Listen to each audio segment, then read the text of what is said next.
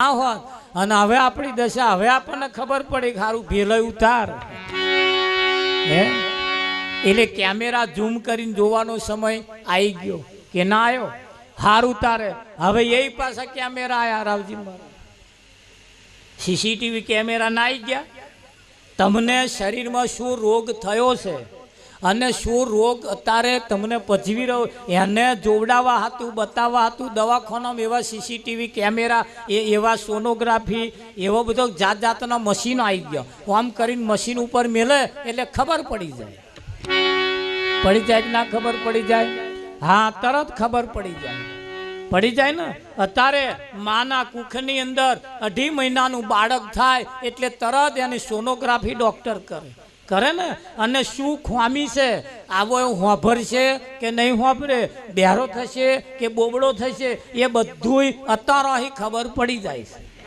કે નહીં પડતી એના તમે જુઓ આવું બધું મશીનો આવી ગયો કે ના આવી ગયો અને કદાચ ખોડ ખોપણ વાળું હોય તો ડૉક્ટર તમને કહે કે ખોડ ખોપણ વાળું છે એટલે એનો તરત નિકાલ થઈ જાય આવું આવી ગયું કે ના આવી ગયું આટલી મોટી ટેકનોલોજી આવી ગઈ તારા હારા પાકસ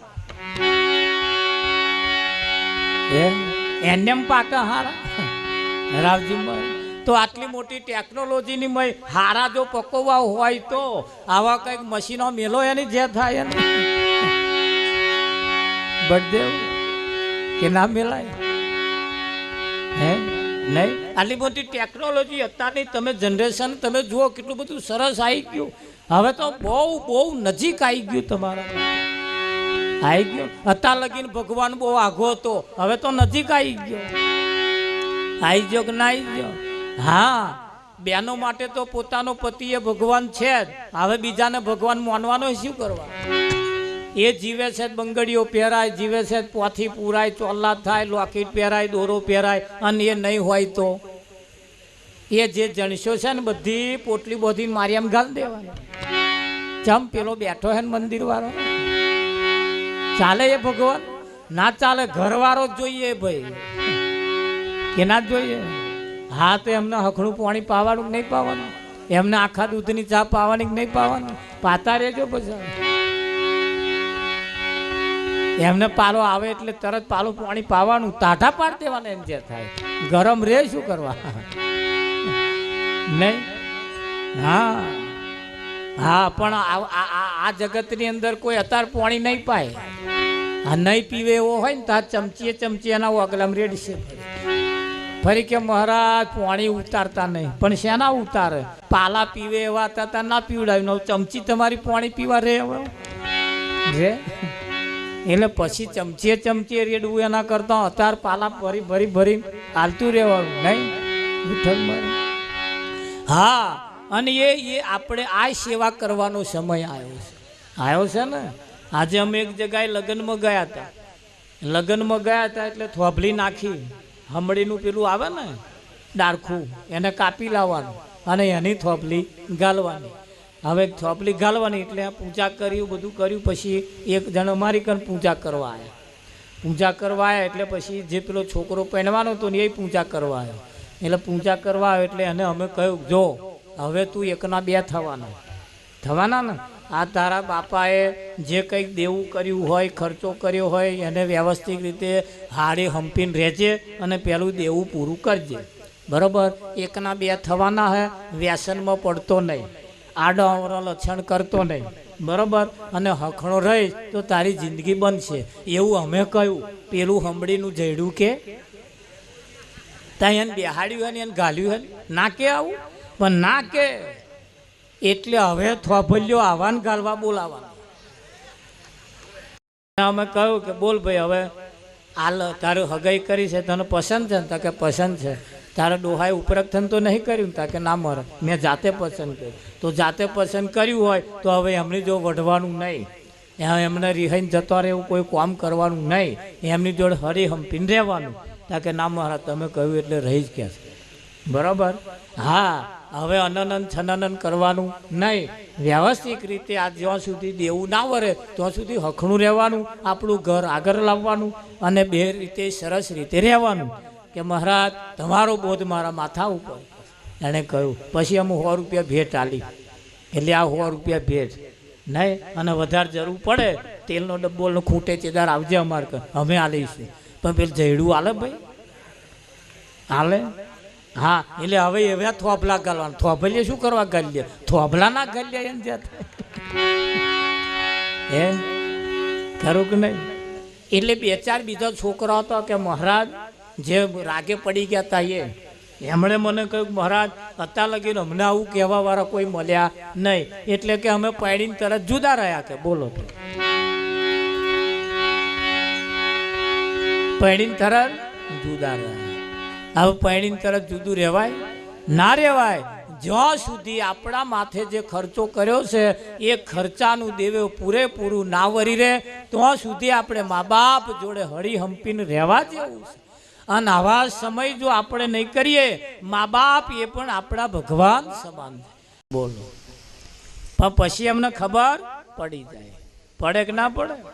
એટલે પશુ પંખી જન જનાવર આ બધાને તમે જુઓ, પેલો ઓલો તમારે આંડો મેલે ને તે ઘરનું ઠેકવાનું જ નહીં. ચાર લાકડા આમ મેલે ને 4 લાકડા આમ મેલે, ભાઈ આડું મેલ દે. બોલો, હવે હખણું રે ને પડી જાય, ભાગી જાય. પેલી સુગરીઓ આંડો મેલે પણ કેવા ઘર બોતે તમે જુઓ. તો આ સુગરીઓને કયા એન્જિનિયરે એને પાઠ ભણાયા કે આવી રીતે મારા ગૂંથવાના? એમના એન્જિનિયર પ્લાન છે, અને પેલા ઓલા નામ હારા નામ એન્જિનિયર પ્લાન નહીં. એન્જિનિયર પ્લાન નહીં. અને બોલે તાર મોટું બોલે, પ્રભુ તું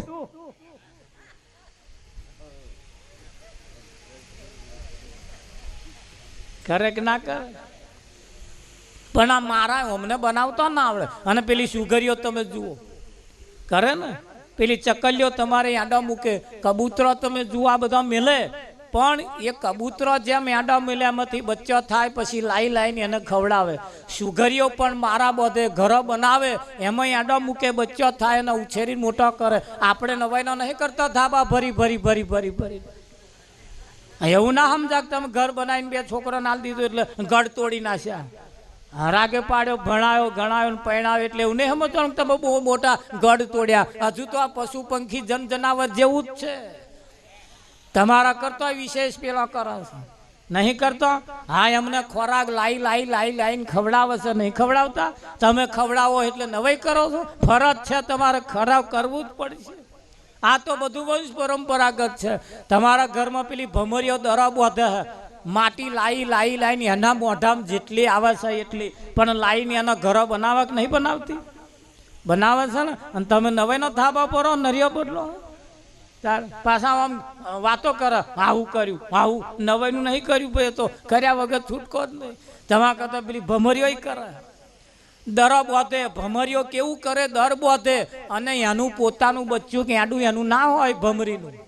એ ભમરી જ્યારે દર બનાવે પછી પારકી ઈયરો પકડી લાવે. એની પોતાની, એની નાતની ના હોય, એના સમાજની ના હોય, એના કુટુંબ પરિવારની ના હોય. એ ઈયરને એને કોઈ લેવા દેવાય નહીં, પણ છતાં એ ઈયર પકડી લાવે. એ ઈયર એવી પકડે, આમ પેલા અડે ને કૂદાકૂદ કરી મેલે, એને પકડે. અડે ને આઘી પાછી ના થાય એને અડે જ નહીં, એના અડે. એ કૂદાકૂદ કરે, એને પકડી લાવે. પકડી લાવીને જે દર બનાવ્યું હોય એની માં એને પૂરે, અને પૂરીને તરત ડંખ મારે ને પછી મોઢું બંધ કરી દે. એ મોઢું બંધ કરે, એ મય જે ઈયર પૂડી છે એ ઈયર જો ભમરીનો ડંખ વેઠે તો એના જેવી થાય. થાય કે ના થાય? હા રાવજી મહારાજ, ડંખ વેઠે તો થાય. આ સમાજમાં જો ડંખ વેઠો તો સમાજના વડીલ જેવું થવું હોય તો એ થવાય. હા, પણ એ તમે જુઓ, એ તો બધો આપણો જ સેવવાનો ને. હે, આપણો જ સેવવાનો ને કે બીજાનો સેવવાનો? આપણાને જેટલી ઠાઠો કરીએ એટલી બીજાની કરીએ. અને આ ભમરીઓ અમને ક્યાંક કોને જ્ઞાન આપ્યું બળદે ને? પણ એ ઈયર પકડી લાવે, એને ધર્મ પૂરીને પછી એને બહાર પરિભ્રમણ કર્યા કરે, રમકારામ મારે. અને જે મહી પેઠી હોય ને પેલો ડંખ માર્યો હોય એને એમ થાય એ ભમરી આવી, એ ભમરી આવી, એ ભમરી આવી, એ ભમરી આવી, એમાં ને એમાં એની પોંખો ફૂટી જાય. 24 કલાક ભમરીનું સ્મરણ કરે ને તારે એના પોંખો ફૂટે. પણ મહી પડી પડી સ્મરણ ના કરીશું એના પોંખો ફૂટે? હે બા ભજનમાં આપણે બધા આવીને બેઠા છીએ અને કોકનામ એવો શબ્દો જો ઉતરી જાય અને શબ્દ લઈને જો ઘેર જતા રહે અને આ જને અત્યારથી નક્કી કરી નાખે કે આ જને અત્યારથી ઘૂંટો નહીં પીવો, આ જને અત્યારથી નહીં ના ખાવા જેવું નહીં ખાવું, જો કાલ હવા મેં પોંખો ના ફૂટે જ મન કહેજો. પણ સહેજે જો બૈડો ના પેલે કર તો ફણગો ના ફૂટે ભાઈ.